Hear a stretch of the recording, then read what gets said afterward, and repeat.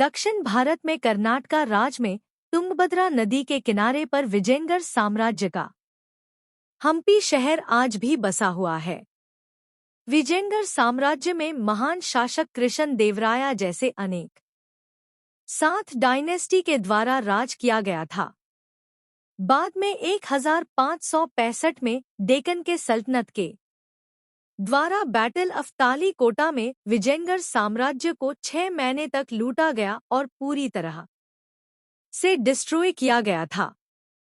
डेक्कन के बहमनी सल्तनत से 100 साल युद्ध झेलने के बावजूद आज भी हम्पी शहर अपने आर्ट और कल्चर, यहाँ के एशियन टेम्पल्स, यहाँ के हीरे और मोती के बाजार, हिस्टोरिकल मॉन्यूमेंट्स, यहाँ का खूबसूरत नेचर, म्यूजिकल पिलर्स, मंडपास और यहाँ पर पत्थरों में कार्विंग किए हुए स्क्रिप्चर्स और यहाँ की फेमस कोरल राइट के लिए जाना जाता है।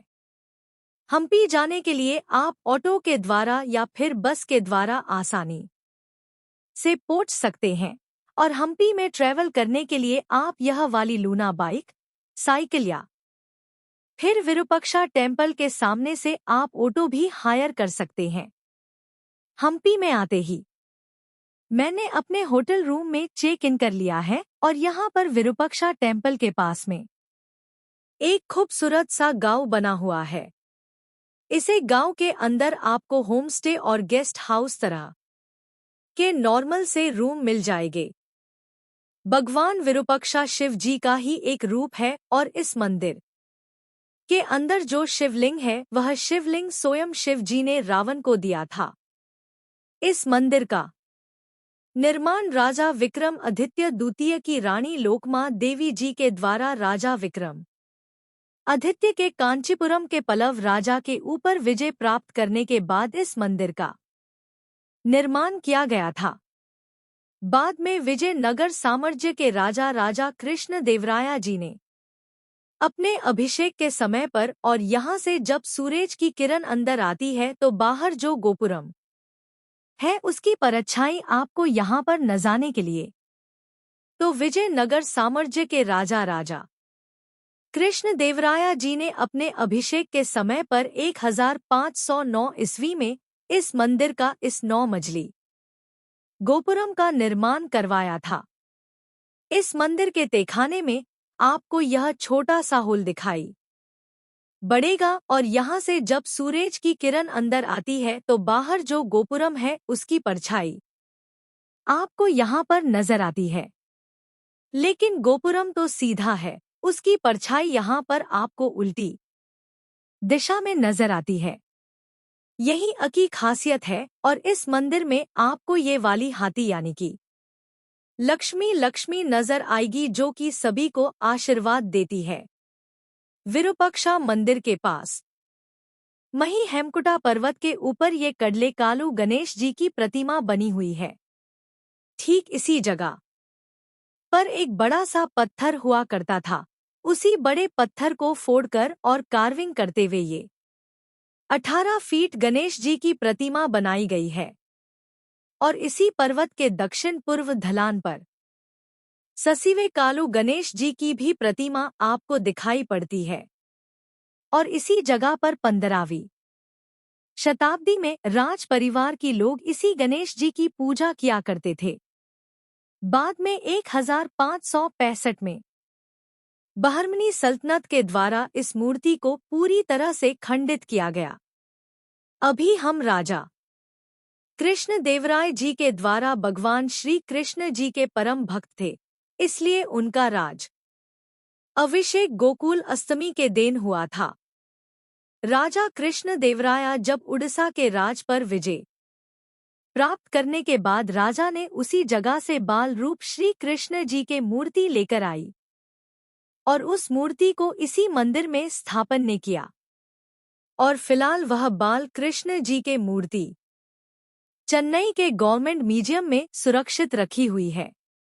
इस मंदिर के गोपुरम के ऊपर राजा कृष्ण देवराया के उदयगिरी अभियान का चित्रित वर्णन किया हुआ है। और इस मंदिर के अंदर एक रंग मंडप बना हुआ है। उस मंडप के पिलर पर श्री कृष्ण जी के दशावतार और वैष्णव आकृतियां एक ही पिलर को कार्विंग करते हुए बाल रूप करते हैं बनाए गई हैं और ठीक इस मंदिर के सामने आपको कृष्ण बाजार नजर आता है। यह बाजार उस जमाने में खाने पीने के चीजों के लिए फेमस था। कृष्णा मंदिर के पास में ही यह लक्ष्मी नरसिम्हा जी की विजयनगर साम्राज्य की सबसे बड़ी प्रतिमा आपको यहां पर नजर आएगी।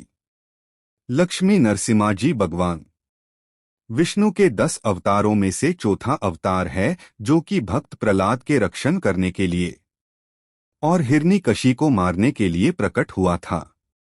सम्राट कृष्ण देवराया के आदेश पर पुरोहित कृष्ण भट्ट द्वारा इस मूर्ति की प्रतिष्ठापना की गई थी। लक्ष्मी नरसिम्हा प्रतिमा के पास में ही एक ही चट्टान से बना हुआ और 3 मीटर ऊंचा ये शिवलिंग आपको नजर आएगा और इस शिवलिंग का निचला हिस्सा साल भर पानी से भरा रहता है और यह पानी 500 साल पुरानी कनेल के द्वारा तुंगभद्रा नदी से यहाँ द्रविड़ शैली को दर्शाने वाले इस मंदिर के अंदर आदि नारायण लक्ष्मी नारायण मंदिर कल्याण मंडपा भोजनशाला खूबसूरत स्क्रिप्चर्स और ब्यूटीफुल सी कार्विंग है। यह मंदिर खूबसूरत होने के बावजूद इस मंदिर के अंदर पिलर्स को बजाने से 70 प्रकार की मधुर संगीत निकलता है और इसी जगह पर राजा संगीत सुना करते थे। संगीत मंडपा के सामने आपको यह जग प्रसिद्ध शीलारथ यहने की स्टोन चैरियट नजर आएगा। यह शीलारथ भगवान विष्णु के वाहन गरुड़ा जी को समर्पित एक मंदिर है, जिसे गरुड़ मंदिर भी कहा जाता है और यह स्टोन चैरियट अलग अलग 7 लेयर सा वजन के बराबर बहुमूल्य रत्नों को तोलकर गरीबों में वितरित किया करते थे। हम्पी में सनसेट देखने के लिए सभी टूरिस्ट विरूपाक्षा मंदिर के पास में बने हुए इस हेमकुटा पर्वत के ऊपर आते हैं और यहाँ पर आपको अनेकों छोटे छोटे खूबसूरत से मंदिर नजर आएंगे और साथ ही में पत्थरों के ऊपर कार्विंग करके बनाए हुए स्क्रिप्चर्स भी आपको यहाँ पर दिखाई पड़ते हैं और इसी जगह से आपको हम्पी शहर का खूबसूरत सनसेट नजर आता है और यहीं से आप विरूपाक्षा मंदिर का 180 डिग्री व्यू देख सकते हैं। तो इस तरह से आप हम्पी में डे 1 की एंडिंग सनसेट देखते हुए कर सकते हैं। हम्पी में मैंने दूसरे दिन की शुरुआत हम्पी के रॉयल एंक्लूजर के अंडरग्राउंड शिवा मंदिर से की, जिसे प्रसन्न विरूपाक्षा भूमिगत शिव मंदिर भी कहा जाता है। 14वीं शताब्दी में बना यह शिव जी का मंदिर राजा कृष्ण देवराय ज अंडर होने के कारण इसे अंडरग्राउंड शिवा मंदिर कहा जाता है और इस मंदिर का बहुत सारा हिस्सा अभी लुप्त हो चुका है। अंडरग्राउंड शिवा टेम्पल से थोड़ा सा आगे आने के बाद आपको यह वाला प्लेटफॉर्म नजर आएगा। यहां से आपको हिस्टोरिकल भौती अच्छा पैनोरामिक व्यू नजर आता है और यहां पर आपको यह वाले नोबल मैंस क्वार्टर नजर आएगा।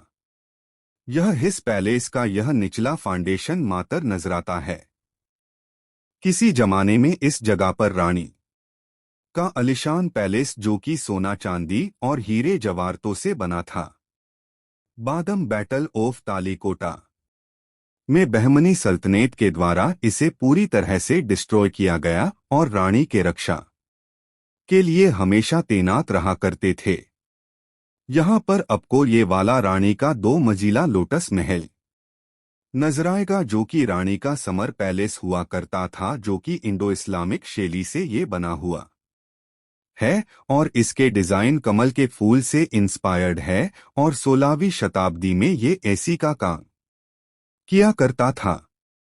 इस पैलेस के पिलर में टेराकोटा पाइप्स लगे हुए हैं और इस पैलेस के गुंबद में और वो पानी जब पाइप्स से सभी दीवारों को गिला करता था और हवा चलती थी तो इस तरह से ये एसी का काम करता था।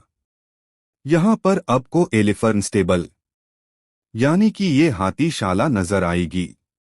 राजा कृष्ण देवराया जी के समय में दशहरा फेस्टिवल सेलिब्रेट किया जाता था और उसी फेस्टिवल में 11 हाथी की यात्रा निकाली जाती थी और उसी 11 हाथी को रहने के लिए ये हाथीशाला बनी हुई है और इसके पास में हाथी के महंतों को रहने के लिए भी जगह बनी हुई है, जो कि गवर्नमेंट ने अभी इस जगह को म्यूजियम में कन्वर्ट कर दिया है।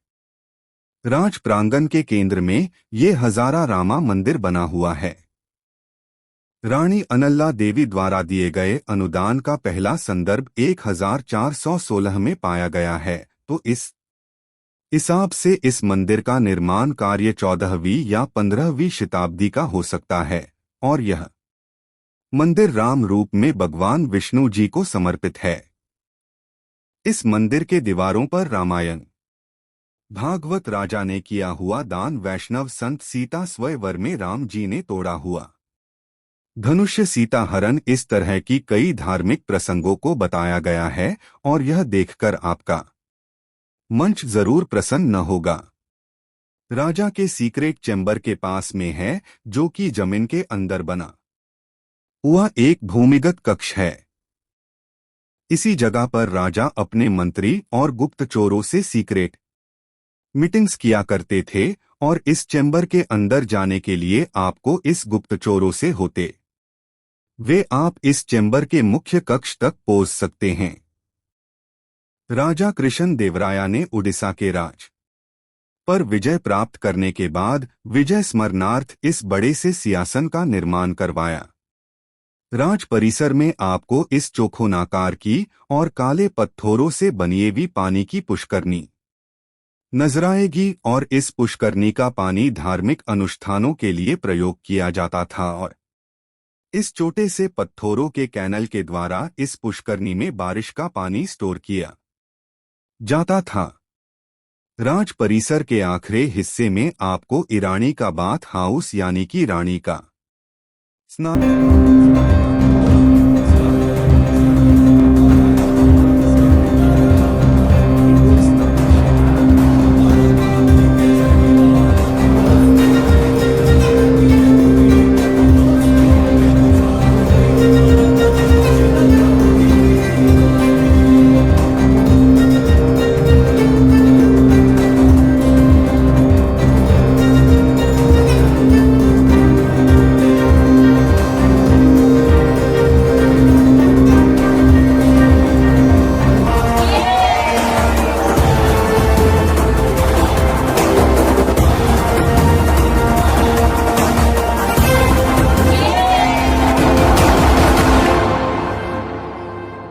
अगर मेरी वीडियो आपको अच्छी लगी तो वीडियो को लाइक करना, चैनल को सब्सक्राइब करना।